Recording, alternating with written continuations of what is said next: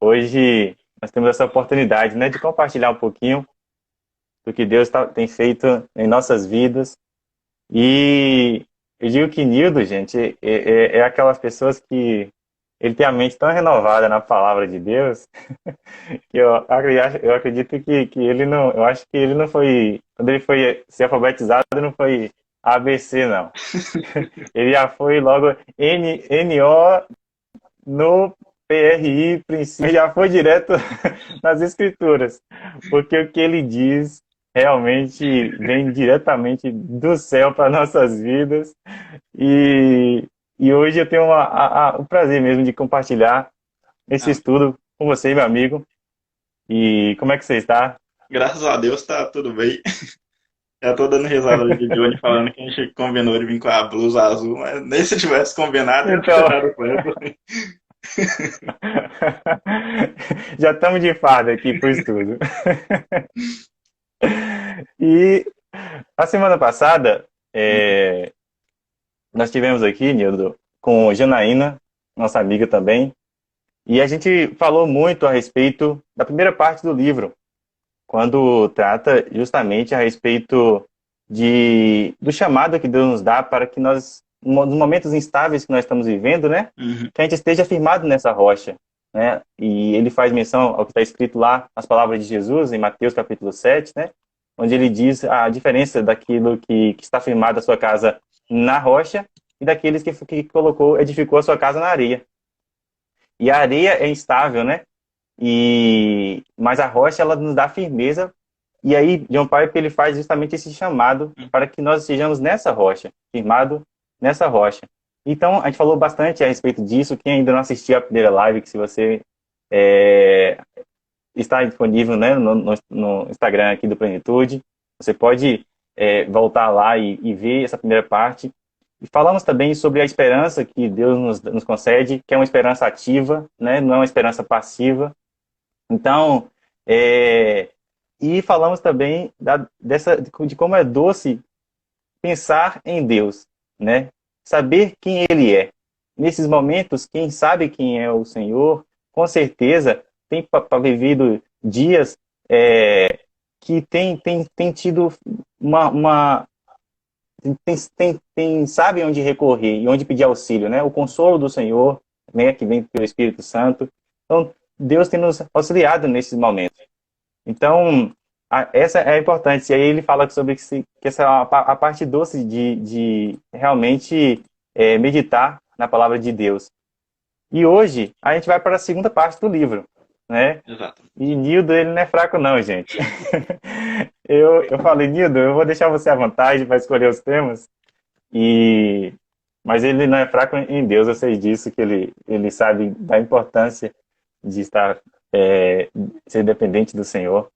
Mas ele pediu para que a gente estivesse falando de dois pontos, um dos pontos que mais difíceis do livro, que vai falar sobre o que Deus está fazendo através do coronavírus. E a primeira coisa é a gente entender, depois que a gente já entendeu de quem Deus é e a sua natureza, né? Que Deus é bom em todo o tempo, apesar de nós nem sempre reconhecermos o que Deus faz e os seus planos, né? Assim como aconteceu com Jó, né, Nildo?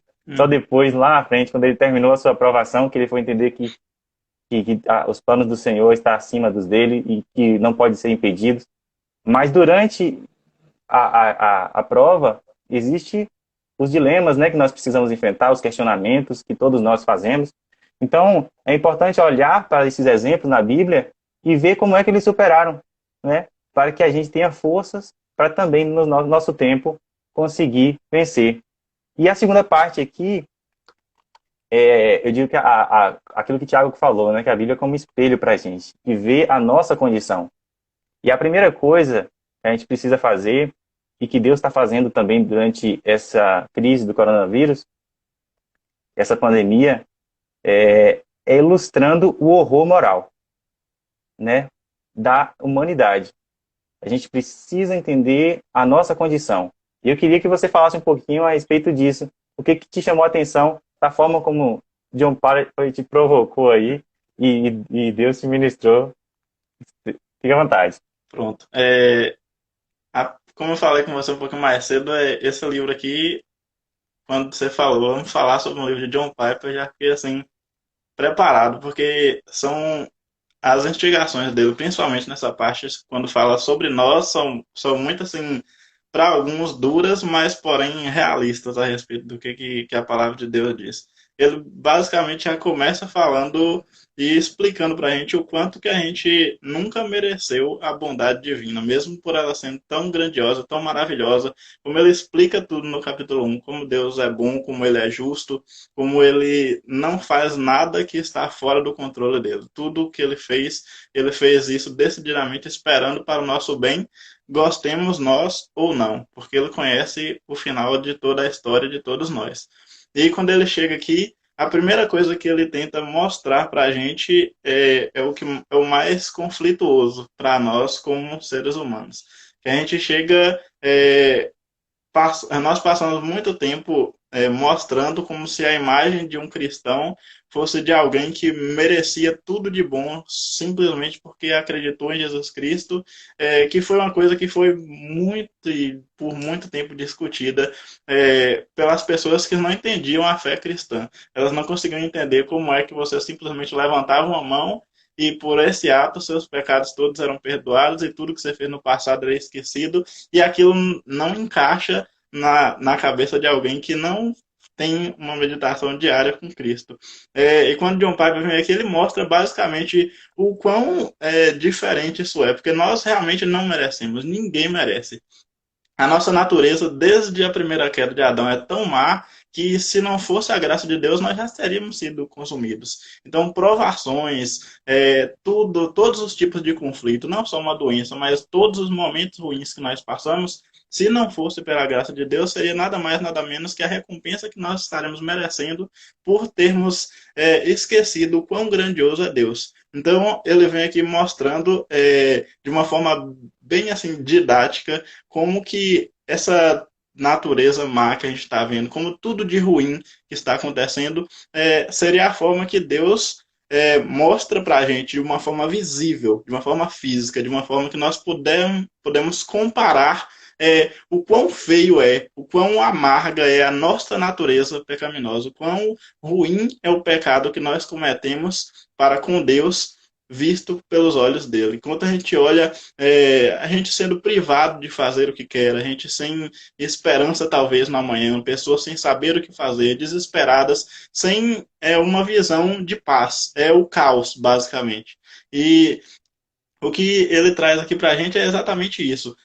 Tudo isso de mal que vocês enxergam aí fora acontecendo, tudo isso que vocês olham e pensam como isso é ruim, como poderia isso acontecer. Basicamente foi o que Deus olhou pra gente e pensou: eu dei a vocês tudo o que vocês poderiam desejar de melhor na vida. Eu dei um lugar perfeito onde vocês poderiam cuidar, teriam uma vida eterna, dei uma companheira para você e te pedi apenas uma coisa, não coma daquele fruto. E você rejeitou toda a minha grandiosidade, toda a minha justiça, toda a minha benevolência e preferiu uma única coisa, preferiu fazer algo que uma serpente que mal te conhecia te indicou e você escolheu aquilo. Então, quando a gente tenta entender o que está acontecendo, por que Deus fez isso, por que Deus está fazendo isso pelo coronavírus, quais são os planos dele, o que será que está acontecendo, é impossível para a gente, porque a gente abriu mão de todo esse conhecimento, de talvez toda essa eternidade, onde nós estaremos cientes de tudo que aconteceu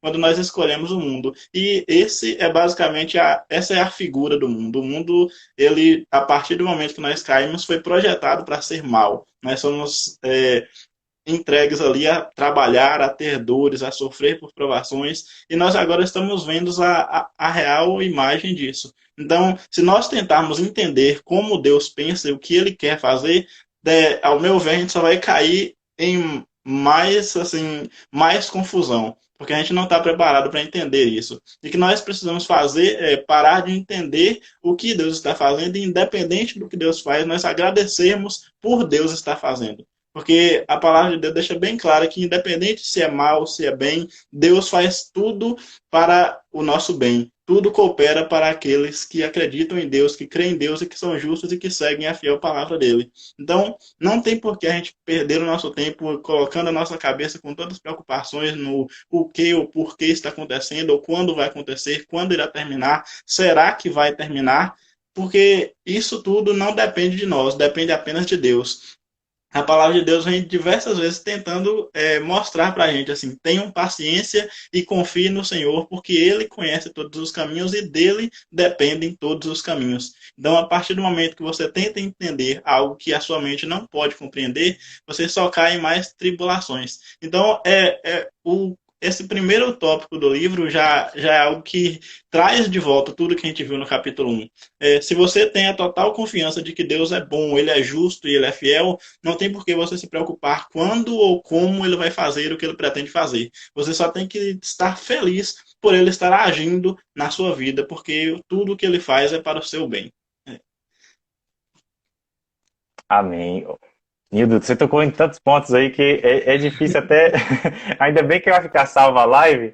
Então, agora nós temos a possibilidade, meu amigo, de voltar, entendeu? E assistir novamente para absorver o quanto que Deus te usou aí nessas palavras. E todo mundo está dizendo aqui, dando glória a Deus pela sua vida Amém. e também dizendo o quanto que são sábias as palavras. Realmente, Nildo, é uma bênção.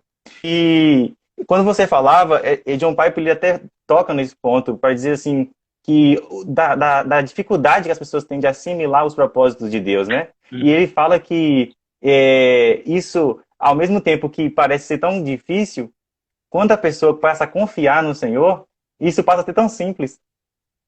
Como você falou, apenas um ato, né, de você ali entregou a sua vida para Jesus e todos os seus pecados estão perdoados. Parece simples, mas na verdade, olha o que está por trás. Jesus ter se feito homem, né? Vir a esse mundo, morrer numa cruz, né? E por todos nós, passar por todo aquele momento de aflição, né? Que ele vivenciou aqui, tudo isso, mas a parte difícil que ele realmente está fazendo. E aí, como você falou, nós deveríamos parar de ficar muitas vezes focados no que Deus está fazendo e olhar para nós mesmos. E aí, infelizmente, Nildo, a gente gosta de fazer o inverso daquilo que Deus nos pede, porque a gente tem medo de olhar para nós. Exatamente. Porque aí a gente vai ver a nossa condição. E essa crise, né, e esse surto, né, de coronavírus veio para mostrar justamente isso. As pessoas estão assustadas com o próprio ser humano. Porque muitas das vezes eu falo assim, como é que a gente vivenciando algo tão terrível ainda tem margem para atitudes tão práticas, tão ainda piores, né, feitas pelo próprio ser humano, né? E aí vem o que John Piper aborda a respeito do horror, né, que é causado pelo pecado e a feiura espiritual, né? Então, e aí ele vai focar justamente no capítulo 3, que vai dizer sobre a queda. Como você falou, Deus fez tudo perfeito, né? Tudo lindo ali no Jardim do Éden, deu aquele grande paraíso, né, para os seres humanos. E o que eles fizeram? As atitudes que eles tomaram foi justamente tomar uma independência de Deus, né? E o terceiro capítulo da Bíblia descreve justamente isso, a entrada do pecado no mundo. E o que isso resultou? Então, ele mostra que o pecado é a origem da devastação e misérias globais. E às vezes a gente fica, né, vendo o que está se passando diante dessa pandemia, mas na verdade, e o pecado? Né? Acho que uma das coisas que a gente deve olhar é justamente quantas coisas, né, aquilo que eu quero fazer, Paulo mesmo dizia, né, eu não faço, mas aquilo que eu não quero eu faço. Então, assim, mesmo buscando viver o evangelho, ainda a gente encontra a resistência da nossa carne. Agora, imagina a humanidade que não tem procurado se fortalecer, né? Está nessa rocha que John Piper fala, né? Como as práticas têm sido cada dia piores. Então, eu queria que você falasse a respeito justamente dessa queda e o juízo de Deus, né? Porque, na verdade, eu estava lendo um pouquinho do pastor Russell Shedd, ele dizia que nós nunca deveríamos falar do amor de Deus sem falar também do juízo de Deus. Porque uma coisa não anula a outra. Deus, ao mesmo tempo que ele é bom, ele é justo. né? Uhum. Então, às vezes nós temos focado talvez muito em um atributo de Deus e esquecido os demais. E é importante a gente entender isso, que Deus, ele tem os seus caminhos e seus propósitos é sempre justos, né? E aí depois da queda vem o juízo também de Deus, né? Então, Romanos 8, 20 e 20, até o 22 diz assim: pois a criação está sujeita à vaidade, não por sua própria vontade, mas por causa daquele que a sujeitou, na esperança de que a própria criação será libertada do cativeiro da corrupção para a liberdade da glória dos filhos de Deus. Porque sabemos que toda a criação, a um só tempo, geme e suporta angústias até agora. Aqui ele faz a analogia, né, das dores de parto, né? Uhum. Porque se nós estamos esperando um novo mundo, né, que Deus vai implantar na Terra, que é o reino de Deus, estamos agora passando, né, para essas dores de parto, né? E aí ele vai justamente aplicar justamente o que nós estamos vivendo agora a essas dores. Eu queria que você falasse um pouquinho a respeito disso, se você puder, meu amigo. Claro. Porque assim, esse livro aqui não tem como você falar dele assim, um parágrafo sem ter que ler pelo menos umas 30 páginas de Bíblia, porque tá tudo tão profundo e tão condensado que fica até complicado. Quando ele fala, por exemplo, desde a queda, a gente pega que nós, como resultado de toda a escolha de Adão e Eva, nós pecamos diariamente. Não faz diferença, na realidade, qual o tipo e a origem do pecado. O pecado é pecado, apesar da gente ter o mau hábito de tentar classificar ali, isso é pior do que isso, e é pior do que aquilo, mas não faz diferença. É, Ir contra o que Deus espera de nós não importa a escala. É uma falha gravíssima só quando a gente tenta entender o quão grande, o quão bondoso e o quão justo Deus é, porque isso está além da nossa compreensão. É, Quando você fala, por exemplo, que a bondade e a justiça de Deus estão, esses atributos estão totalmente interligados. Porque se Deus é bom e amoroso, a justiça dele vai estar ligada a esses fatos. Quando Deus faz algo para o nosso bem, ele faz isso pensando de forma justa e ao mesmo tempo de forma bondosa. Deus nos ama de forma justa e bondosa. É algo que é difícil de entender, mas que às vezes torna até complicado a gente entender por que Deus faz aquilo. É por isso que eu sempre digo, confie no Senhor de todo o seu coração, porque assim é mais fácil você confiar do que se você for tentar compreender de fato como Deus pensa, você vai perder a sua cabeça, porque não tem como. É como você imaginar que Deus conhece toda a sua história, toda a sua trajetória, do início ao fim. E chega um ponto em que, vamos colocar aqui de uma forma fácil de entender, você vai começar com 10, no meio do caminho você vai perder 50 para no futuro você ganhar 1 milhão. Mas quando chega especificamente nesse 50, nessa parte difícil do processo, é a parte que o nosso cérebro começa a pensar de forma humana. Pensar, eu não mereço isso, eu não sei, eu tenho algo dentro de mim, Deus me ama, ele não deveria fazer isso por mim. E talvez essa parte do processo dure, não sei, 2, 3 anos da sua vida, 4 anos, 5 anos, mas que exatamente só lá no futuro você vai entender o porquê Deus fez aquilo e como ele fez aquilo vai estar bem claro para você. Mas durante esse processo, é o processo que nós precisamos estar com toda essa rocha que a gente fala aqui bem firmada. A partir do momento que você conhece o Deus a quem você serve, que você confia no Deus a quem você serve, você automaticamente passa a entender que tudo que acontece depende e está sendo feito justamente porque ele é bom, porque ele é justo e porque ele é amoroso.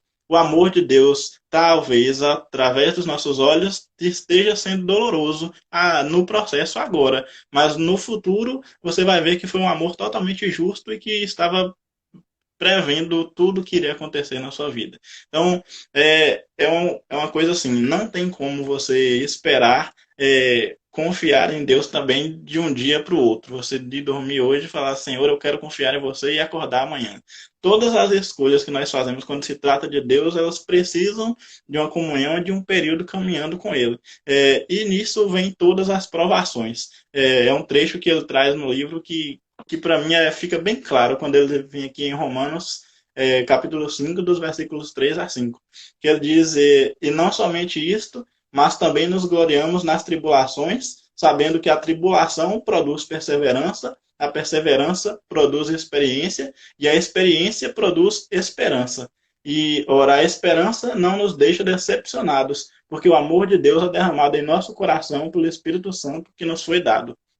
É, olha o quão denso é isso aqui. A esperança produz perseverança e a perseverança não nos deixa, e a esperança não nos deixa decepcionados. Quando você tem a total certeza de que Deus carrega com ele essas três coisas, o amor, a bondade e a justiça, não importa o que esteja acontecendo, você tem a esperança de que isso está acontecendo por uma promessa que ele te fez para o futuro. Que promessa é essa que nós sabemos bem clara, que é que um dia ele irá retornar para nos buscar e para nós morarmos com ele eternamente. E até para com isso, deixa bem claro como as coisas de Deus parece que foram colocadas para serem coisas incompreensíveis para a nossa mente humana. Porque a Bíblia diz que o que nós iremos receber no futuro também nossa mente não é capaz nem sequer de imaginar. Se nós não somos capazes de nem imaginar, olha lá, de entender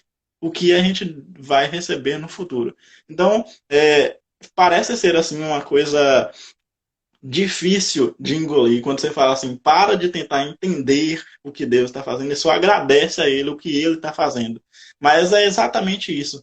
Porque o processo para entender algo requer intimidade. O processo de intimidade requer falha, requer queda, requer sofrimento, requer leitura, requer abrir mão de tudo. E é exatamente isso que a palavra de Deus pede para nós. Porque se você vive firmada em uma rocha, essa rocha que é Deus, ela está te pedindo uma coisa. A partir do momento que você abre mão da sua vida para viver a minha vontade, é aí que você se torna vivo, é aí que eu posso viver em você e que a sua vida é transformada. Mas abrir mão de tudo que você tem para Deus não é fácil. E essa aí é mais uma das coisas incompreensíveis. Então, a Bíblia está cercada de coisas que, se você for parar para entender, sem você já ter uma caminhada assim, um tempo com Deus e aquela intimidade de conhecer a Ele, fica mais complicado. Então, quando ele coloca aqui que os caminhos de Deus são incompreensíveis e que essa é a forma de Deus de nos ensinar, de nos mostrar isso que nós não entendemos, porque é fácil para a gente falar assim, por exemplo, ele coloca bem claro isso, que para nós falar que somos pecadores não é peso nenhum. A gente fala sobre isso como se fosse nada. Nós somos pecadores, todos pecamos e Deus ainda assim nos amou, mas ninguém consegue sentir de fato no seu espírito o peso que foi nós termos pecado contra Deus. Então, esse momento que a gente está vivendo agora, John Piper coloca bem claro que é a forma que Deus está encontrando para mostrar para nós. Se eu fosse colocar aqui numa escala de como eu me senti quando vocês pecaram para mim, e isso a gente está falando só do pecado original de Adão, que foi a desobediência. De lá para cá, o que nós já inventamos de pecado, já cometemos até agora, não tem nem como explicar. E essa foi a forma que Deus colocou assim, nessa escala aqui do que eu sinto a respeito do que vocês estão fazendo contra mim, é mais ou menos isso aí que você está vendo. Fome, miséria, pessoas passando por todas as situações complicadas que a gente nem consegue imaginar. Gente que está sofrendo, sei lá, 100 vezes mais do que você está sofrendo, cada um da sua maneira. Mas tudo isso é um reflexo do que nós já fizemos e o que nós fazemos diariamente contra Deus. E a forma dele explicar para a gente, essa é a escala do que você faz e, às vezes, muitas das vezes, e durante os anos, nós nos acostumamos a não nos importarmos, a simplesmente chegar no nosso quarto, dobrar o joelho e falar, perdão, Senhor, porque eu pequei, e no outro dia voltar e fazer a mesma coisa e continuar esse ciclo, como se o pecado fosse algo natural já no mundo e que não importasse para Deus. E essa talvez seja a forma dele dizendo, eu me importo. E essa é a escala do quanto isso é importante e o quanto isso me afeta. Quando é esperado que nós fôssemos adoradores de verdade, em espírito e em verdade. E aí é basicamente isso. Nildo, quando você diz isso, é por isso que ele fala que esse é um livro sério. Ele até diz, né? Esse é um livro sério porque o tempo que nós estamos vivendo é sério, né? A gente sabe que a consequência do pecado é algo que a humanidade hoje sofre consequências que muitas das vezes nós queremos fugir e criamos fugas, né? Entretenimentos, há tantas coisas que nós temos colocado e para não enfrentar a nossa situação, né? O quanto que o distanciamento moral nosso diante de Deus que é santo, de um Deus que é santo, né? E aí ele fala que é como se quem realmente tem o evangelho no coração, ele tem ouvido com o coronavírus uma das trombetas meio que tocando já, avisando que realmente Jesus está voltando. E aí, quando nós meditamos nesse tempo que nós estamos vivendo, aí vem todas aquelas menções que Jesus fez a respeito das parábolas. Esse dia eu estava meditando aqui no encontro, né, do Plenitude, a respeito da parábola das virgens, né, das 10 virgens, né, porque aquelas mulheres, umas estavam despreparadas, todas estavam dormindo. Hoje, de se despertar, todo mundo meio que tá fazendo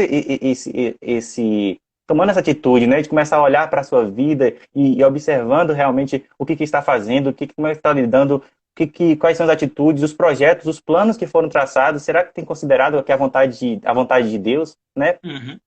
E aí, a partir disso, hoje é momento de a gente repensar, porque a gente sabe que será que vamos ter tempo suficiente para realmente voltarmos para Deus? E assim como aquelas virgens, né, as loucas, as imprudentes, não tiveram tempo. Quando elas retornaram, o noivo já tinha voltado.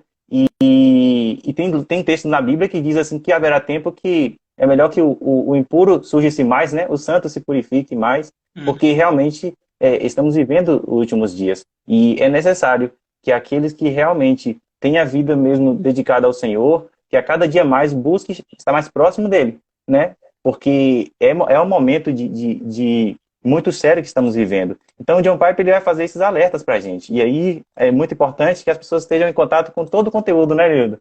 Porque para a gente não ficar...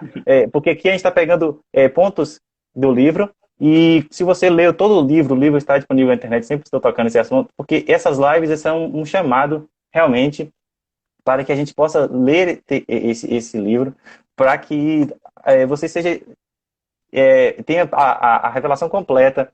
E quando estava falando sobre a fé, né, que nós temos, ele vai dizer sobre isso, que a fé bíblica ela não é um salto no escuro, mas exige o quê? Confiança. Né? Mas, e aí você falou que, aí vem aquela, eu estava até lembrando de uma citação que viver nos nossos tempos hoje não é para amadores. Exatamente.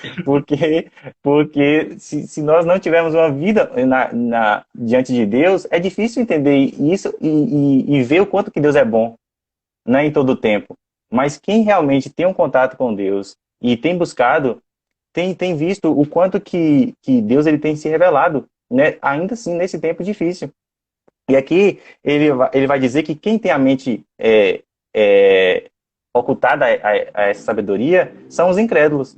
Em Mateus capítulo 15, versículo 14, diz assim, Jesus não chamou os crentes de cego, né? Ele chamou os incrédulos de cego. Vendo, não veem, né? Porque as pessoas enxergavam com os olhos físicos, mas não tinham entendimento espiritual do que estava se passando. E aí a fé salvadora na palavra de Deus é baseada em ver de verdade.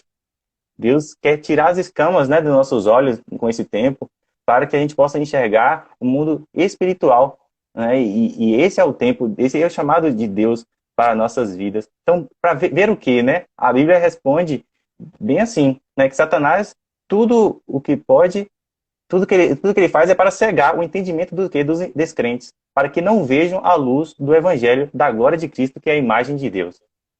E aí as pessoas estão vivendo realmente nesse mundo cegas, né? Porque o inimigo já cegou o entendimento dessas almas. E eu queria que você falasse um pouquinho a respeito justamente disso, sobre esse entendimento que as pessoas hoje não têm a respeito dessa fé que vem através da palavra, né?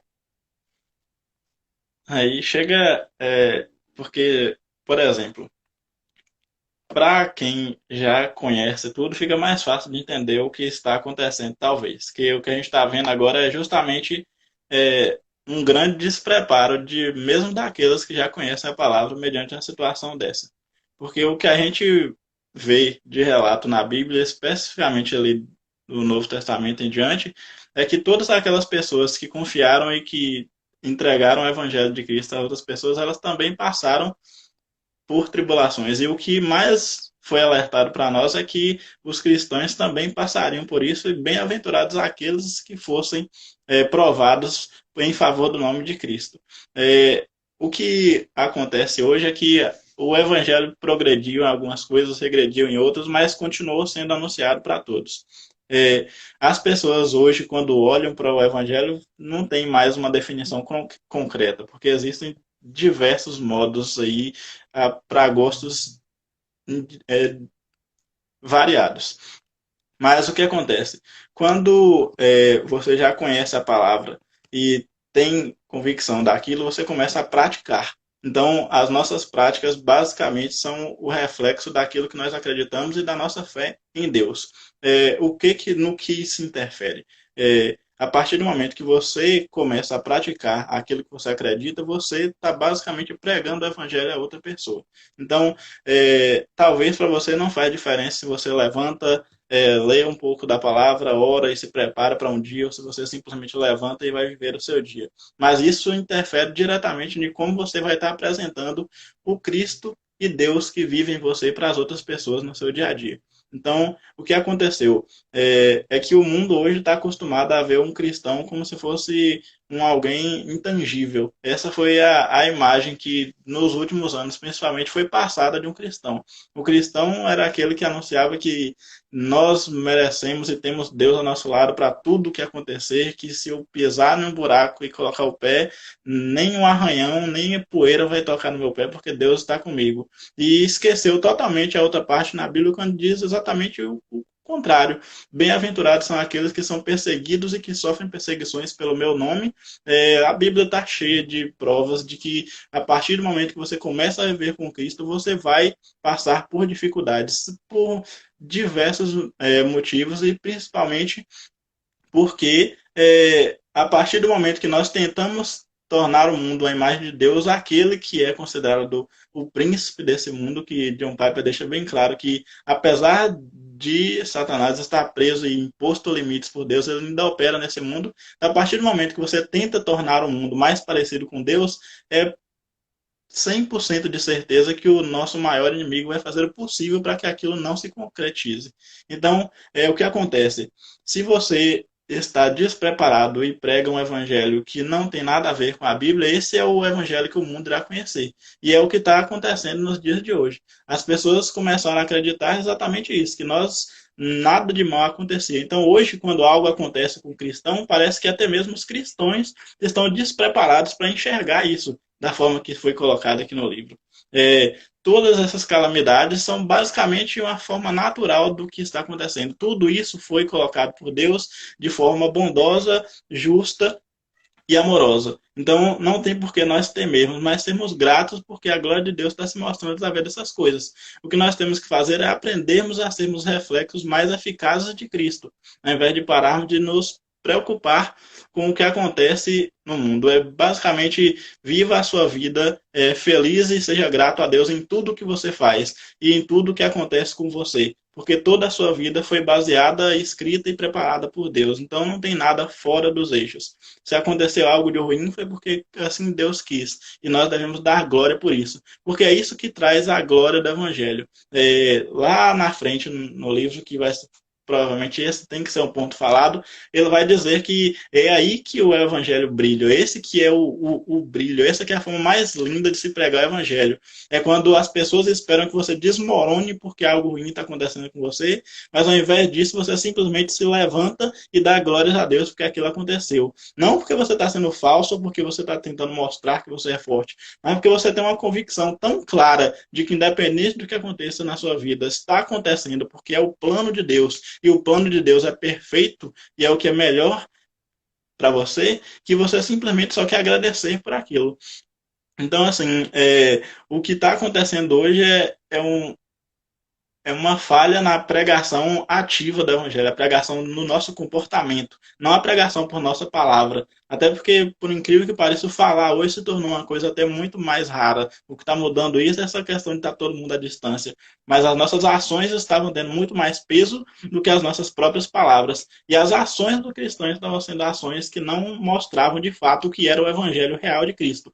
Que é um evangelho, sim, amoroso, justo e bondoso, mas que também é um evangelho que, quando essa justiça é aplicada, ela vem com suas tribulações, ela vem com seus problemas, ela vem com suas dificuldades. Mas essas dificuldades são enfrentadas com coragem e muito mais ainda, com alegria, porque nós temos uma esperança bem certa que é aquilo que Deus nos prometeu no futuro. Então não faz diferença o que nós vamos passar. O que importa é que, independente do que nós façamos para que a glória de Deus se mostre através das nossas vidas e que nós mostremos para as pessoas o quão certos nós estamos do que estamos fazendo. Nós façamos aquilo com alegria e com temor a Deus, para que nós sejamos um exemplo, que mostramos que mesmo através das tribulações, a nossa fé em Deus e o que nós esperamos dele é muito maior do que qualquer tribulação, é muito maior do que parte ruim da nossa vida, porque nós temos a certeza de que nos aguarda no futuro é muito maior do que nós podemos imaginar. Quando você falava isso aí, eu lembrei de uma citação que eu até coloquei aqui para a gente colocar hoje, falar hoje, né? Será que essas citações hoje elas estão realmente sendo emitidas? O Agostinho ele falou bem assim: feriste-me o coração com a tua palavra e eu te amei. Quando ele estava expressando a Deus aqui, dizendo que a palavra dele o feriu. Mas esse ferir fez com que ele o amasse, porque sabia que Deus estava expressando o amor através daquele sofrimento que ele estava passando. E hoje em dia a gente não quer mais, a gente evita de todas as formas isso.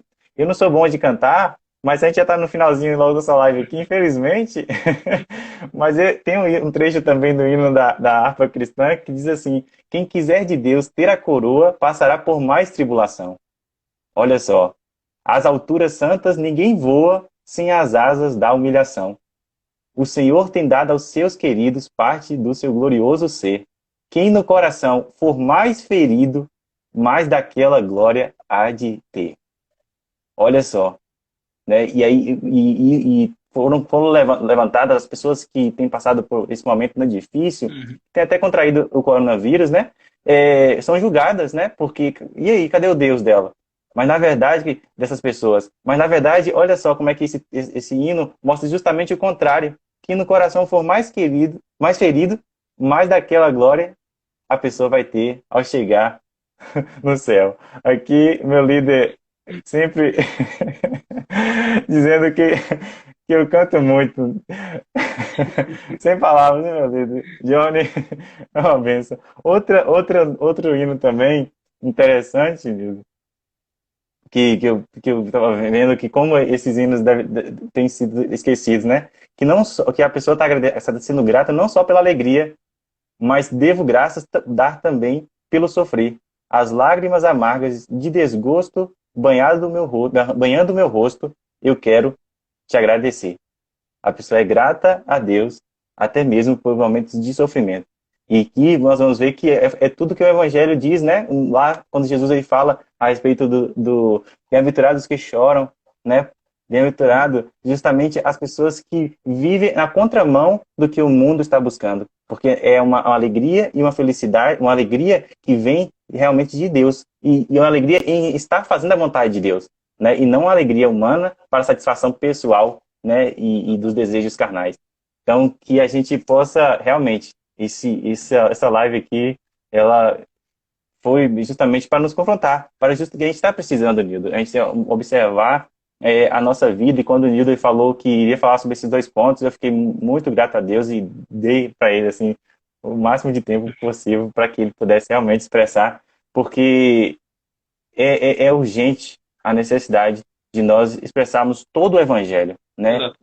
A metade da palavra de Deus não é a palavra de Deus, tem que ser evidenciada por completo, porque as pessoas não vão receber o meio céu, né, Nildo? Exatamente. As pessoas não querem ficar a metade do lado de fora. Então, na verdade, se a pessoa quer entrar no reino dos céus, elas precisam realmente se lançar por completo. E hoje Deus está nos fazendo esse chamado para que nós realmente nos lancemos por completo